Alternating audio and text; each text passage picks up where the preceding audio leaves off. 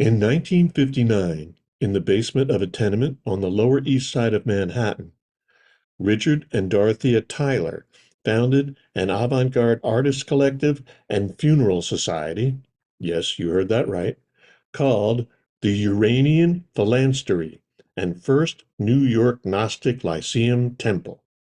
You heard that right, too. The Tylers were influential underground figures in post-war New York City culture. They connected people and created webs of creativity and spirituality that blended music, visual arts, publishing, tattooing, Eastern religion, Gnosticism, Judaism, and communalism, and more, and all at once. R.O. Tyler, as he was known, was big, bearded, heavily tattooed decades before it was hip, a jolly drinker and pot smoker who could talk your ears off. He was widely read and erudite, conversant in unusual and esoteric paths of human endeavor. For example, Phalanstery, a very obscure word that goes back to the communes of the early 1800s and combines phalanx and monastery. That Tyler knew and revived the term in the 20th century says something about his knowledge of arcane history.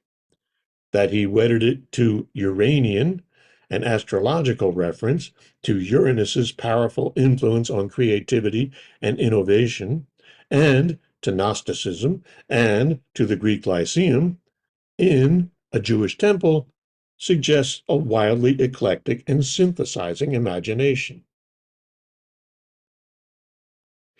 He was born Richard Oviatt Tyler in Lansing, Michigan in 1924. His mother was a member of the I Am movement, a successor to Theosophy and precursor of the New Age era, founded in Chicago in the 1930s. His father was a working-class Great War veteran.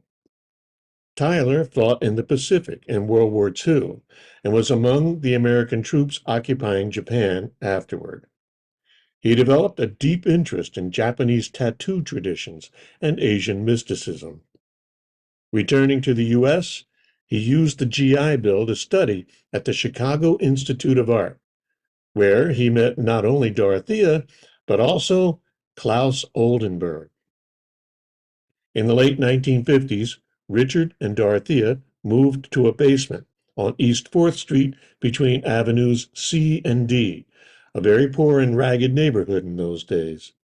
When Oldenburg showed up, the Tylers got him his apartment. They not only continued their friendship, but it's likely that Richard influenced Oldenburg's famous sculptures. Tyler's home was filled with toy guns and ray guns and plastic hamburgers.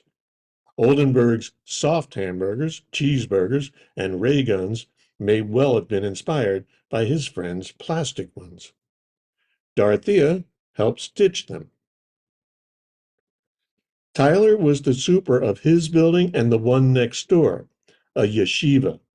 When the rabbi there died, he left the building to Richard and Dorothea, with the understanding that they would maintain its tradition as some sort of religious or spiritual place, which they did in their own way by making it the headquarters of the Uranian Phalanstery and First New York Gnostic Lyceum Temple.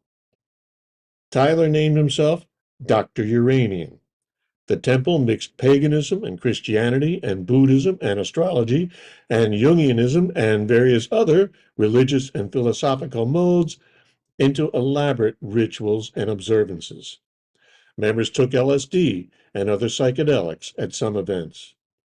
As for the role as a funeral society, when a member died, Tyler would conduct the 49 days of the Bardo ceremony to help the soul reach reincarnation. Tyler was also, among many other things, a jazz drummer and avant-garde musicologist, and ecstatic evenings of communally improvised music were central to the temple's observances. The composer Keith Patchell likened Tyler's musical theories, which involved astrology and numerology, to John Cage's. Bill Heine, another artist who was also a magician and a jazz drummer, he played with Charlie Parker, remembered that Tyler had musical instruments all over the place. Quote, as many as 30 or more of us came over, and Richard would record us playing the instruments. Often, people would play an instrument that they had never played before, and it sounded amazing. Tyler's tattoo art was decades ahead of the curve. He was influenced by Yakuza tattoos and other Pacific and African traditions well before the era of modern primitives and tribal tats.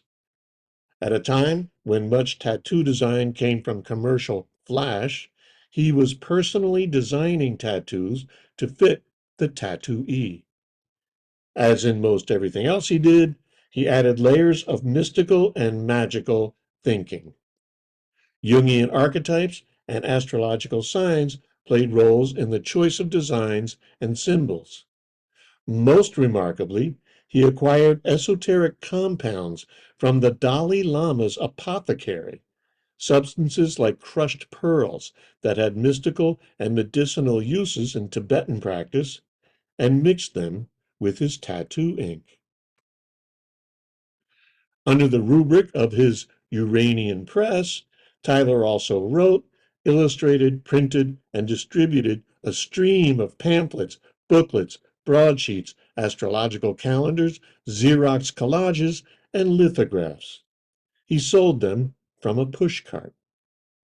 Densely packing hand-lettered words and woodcut images, they're mysterious, mystical, profane, and comical all at once. Richard Tyler died of cancer in 1983. Dorothea passed away in 2012.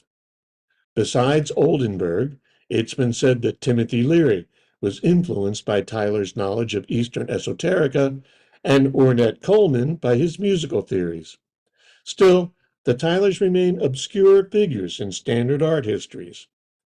Maybe someday the art world will assign them a more visible place in the history of downtown Manhattan culture in the decades after World War II, when New York City was, for a time, the art capital of the world, and the Lower East Side one of its busier quarters.